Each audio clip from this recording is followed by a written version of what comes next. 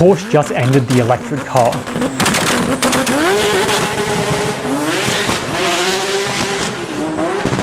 Now, if you clicked this video, I assume you already know how, and you just came here to laugh at the electric car owners in the comments. But if you don't know, the reason we know the electric car is finished is because it's already happened before, and history always repeats itself. Cue Baker Electrics. These guys were the Tesla of their day. Ironically, Thomas Edison designed the nickel iron batteries used in these cars, which, if you know, probably means Tesla designed them. That's clue number one. Tesla always gets screwed. Let's look at 1910. Cars, or horseless carriages, had only been around for 30 years, meaning cars were at ground zero. What that meant was anyone could come up and come along with anything and be on level playing grounds. Looking at today, petrol cars have kind of hit a limit in their development. The range and power is not much different over the past few years, allowing electric cars to catch up. Today has become a similarly level playing field. That's clue number two, the field is level again. Now let's look back at electric cars and look at the problems with electric cars. Problems are price and range. So just like it is today, as it was back in the day, electric cars are more expensive than petrol cars. And the range is lacking. I think the Baker Electrics barely did, 80 miles on a good charge. And current electric cars do pretty well and they actually do enough for people, but they might not, and that's what I'll get to in the next stage. Number three, price and range is still in the same position as it was back 100 years ago. Too expensive, low range. Now, the people who actually buy electric cars don't actually care about price or range, interestingly enough, because the main people who buy these cars actually live in cities. They're just, this city dwelling type people. So they don't care about the range because they don't go anywhere, and the price isn't an issue to them because at any point in history, if you lived in a city, you're making more money than someone who's outside. That's just straight facts. So people who are buying these cars don't care about this. But what about the mass? What about workers in general and people who live outside of the city? Well, today they still sell, this is a Ford ad, I'll throw this ad here. People like us who wake up ready to help build this country every day, this truck is the ultimate workhorse. It delivers built Ford Tough capability with targeted best-in-class towing, payload, torque, and horsepower for both gas and diesel engines. The new Super Duty comes with 4 powerful engine options, including a new 6.8-liter V8 and this new optional high-output version of the 6.7-liter Powerstroke V8 diesel. They're still selling things like that. So the fact that that's still available and you think the whole world's going electric, and that ad looks like it's from the 90s. The fact they still sell those sort of vehicles means there's a massive gap between what you see on social media and what's actually reality, as it was in the time. Look at that in a second, but that's clue number 4, is workers versus city. There's a massive divide between the workers and the city people about what cars are actually used. If you're a fan of internal combustion engines, this last point will probably make you the happiest. There's a difference, as I just talked about, city people versus work, and so we'll look at that as the internet versus the papers. So today it's the internet, and back then it was the papers. And whatever people show you looks like that's a reality for the whole world, even though it's only that small little group that's actually looking at that. So today, all over the internet, everyone's talking about electric cars and stuff, because think about the sort of people who have time to be on the internet all the day.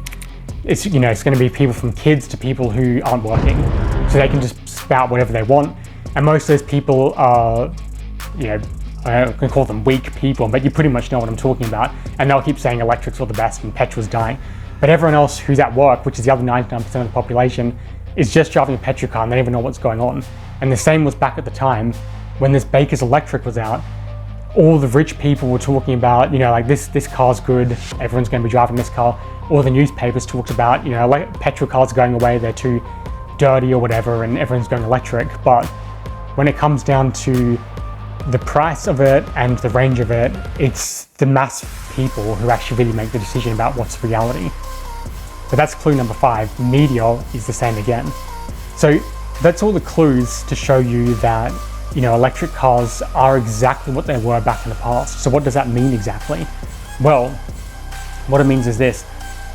Because petrol cars have hit the edge of their development, just as they were back in the day because they just started, everyone's available to put, whatever cars they want to put out. So everyone's like, it's either this, this, or this, but it's not.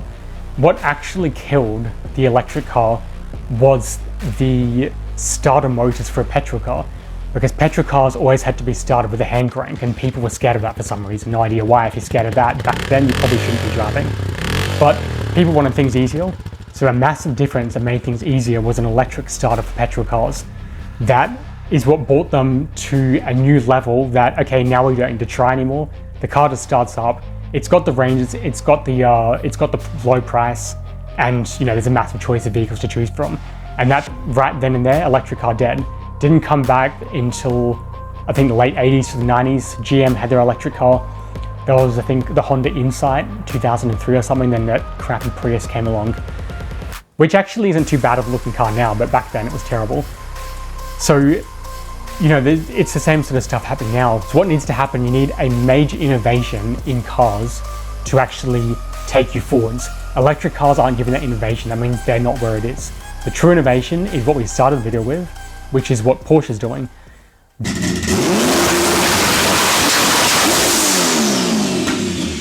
They're investing heavily into net zero CO2 emission petrols. So it can be made from a range of things. So some of the stuff they're using, well, I think Porsche is using, for example, water, obviously. They're using water, and I'll get a video of that and I'll put it here. The process starts with extracting hydrogen from desalinated seawater, and then combining the hydrogen with carbon extracted from the atmosphere. This creates methanol, which can be used as a fuel for some applications, such as shipping. Using another process, the methanol can be upgraded to gasoline or other fuel types. There is a pilot project in the Magallanes region of Chile, an area on the southern tip of the country. Wind is exceptionally abundant there. 2 turbines in the area can produce the same amount of energy as 6 in Germany. So they're using renewable energy to actually create this in order to get the net carbon to zero. And of course, the emissions when it comes to water, hydrogen type things out of cars is obviously going to be net zero.